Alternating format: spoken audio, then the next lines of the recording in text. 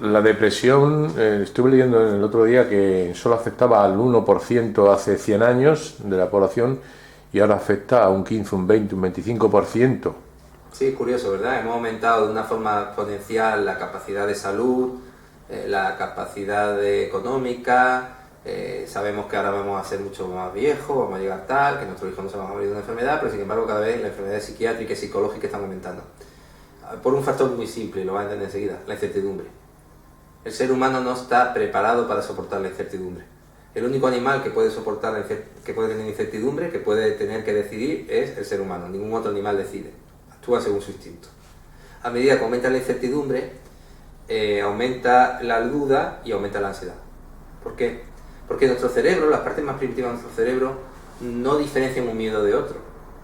El miedo a un león en la sabana es el mismo miedo a que no puede pagar la hipoteca. Actúan de la misma manera. Entonces, si yo tengo que tomar una decisión y decidir cuál es la mejor decisión, mi cerebro va a percibir eso como si hubiera un peligro. Y va a empezar a crear ansiedad y va a llegar un momento como un coche. Yo puedo tener un Ferrari, pero si yo Ferrari lo llevo a 400 por hora hasta Barcelona, a mitad de camino me va a romper. Y no es que Ferrari sea malo, es que le he puesto un esfuerzo mucho mayor del que puede sufrir. Y eso, por ejemplo, es uno de los motivos por los que muchas personas sufren depresión. Porque de alguna manera sienten incertidumbre, no pueden resolver esa situación y se sienten indefensos, sienten una indefensión frente al peligro, a lo que perciben como tal, y se colapsan, se vienen abajo.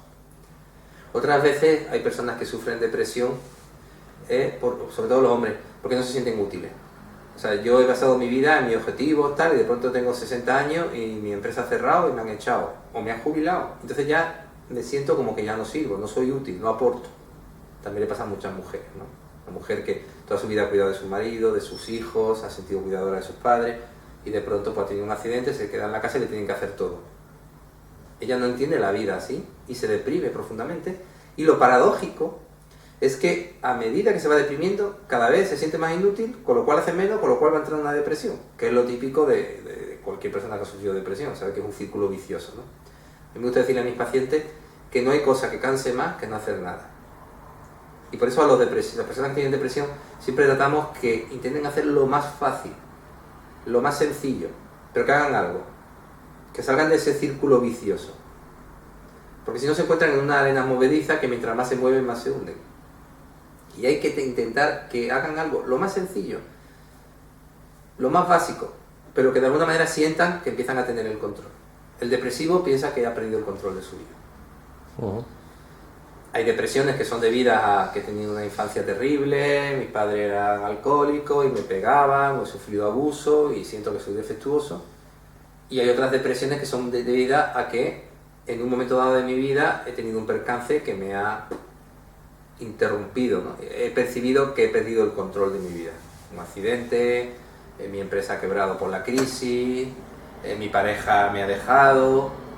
Y entonces tengo que enseñar a esa persona a que tiene y puede recuperar el control de su vida.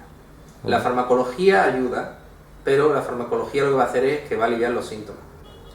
Y a veces eso funciona. Alivio los síntomas, recupero fuerza suficiente como para poder resolver el problema solo. Pero otras veces necesitan ayuda psicológica para poder entender cuál ha sido la causa y para darle pautas para poder salir de esa situación.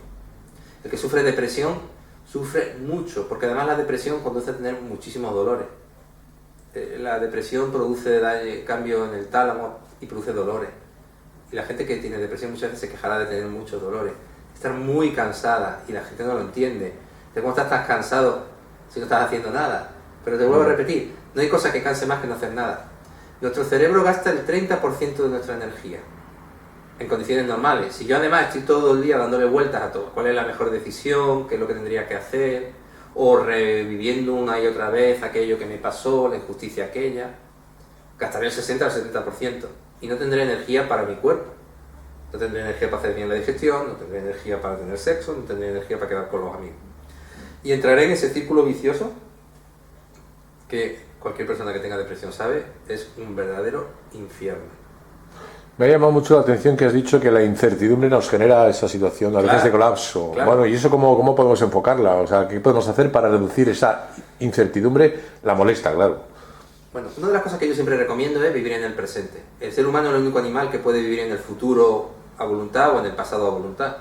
Un gato siempre vive en el presente. Un gato ve a un perro, se eriza, pero cuando sube al alto del tejado se pone a lamerse y otra vez está bien. Y no volver a preocuparse hasta que vea al gato. Entonces una de las cosas más recomendables es vivir en el presente.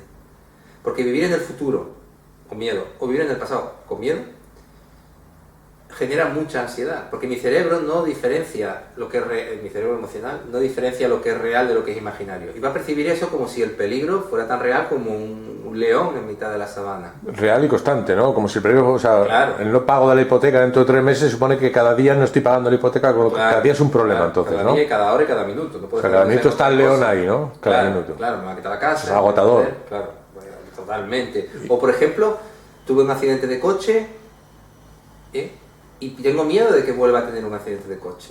Y el miedo empieza a difuminarse, y empiezo a tener miedo a salir a la calle, y empiezo a tener miedo a montarme en el ascensor, y empiezo a tener miedo a todo. Y entro en depresión. ¿Por qué? Porque he percibido que no he tenido el control de mi vida. Claro que esto con las terapias se arregla, ¿no? O he tenido ha muerto un ser querido, o he tenido un divorcio, un duelo.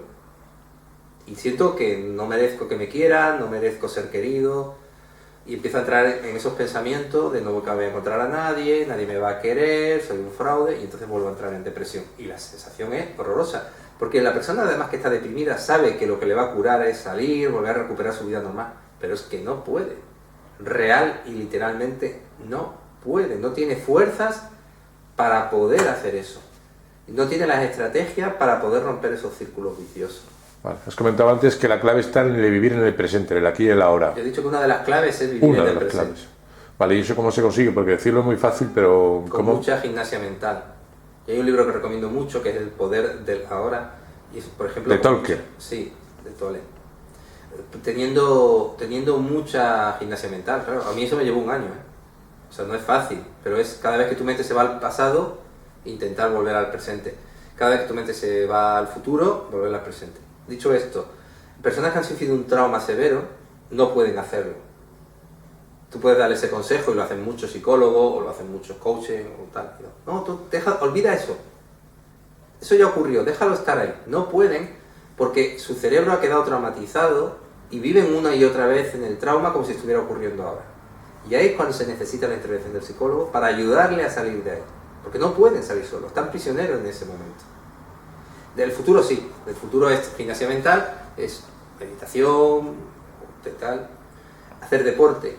El deporte es maravilloso para la depresión, maravilloso, tiene unos efectos mágicos, pero la persona está tan cansada, está tan desanimada o tiene tanto miedo que es incapaz de hacerlo. Entonces tenemos que ir siempre al paso que esa persona pueda hacer, siempre un poquito por encima de lo que realmente puede.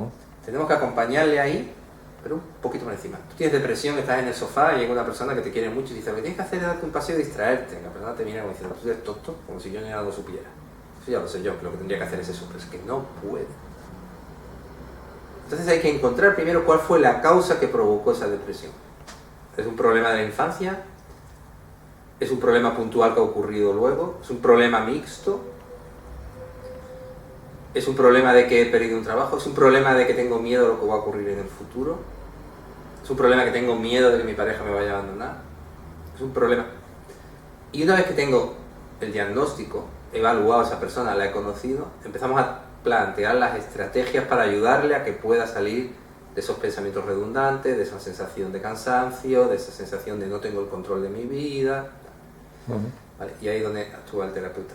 Claro, pensar que yo me voy a tomar una pastilla, que eso va a cambiar mi química cerebral, y que la misma pastilla vale por una persona que ha sido abusada, por una persona que tiene un accidente de coche, por una persona que se le ha muerto el perro, y por una persona que un profesor le odia y no le quiere aprobar, pues me parece una falacia. Creo que cada persona es un mundo y cada persona necesita un tratamiento específico. Por eso las pastillas, los tratamientos farmacológicos funcionan solo en un 20 o un 30% de las personas. Se toman las pastillas y no mejoran. Lo cual lo único que consiguen es frustrarse más, claro, porque dicen: debo estar muy mal porque me toman las pastillas y me siento igual de mal, o peor, ¿no? Pues muy esclarecedor, Manuel. Gracias. Gracias a ti.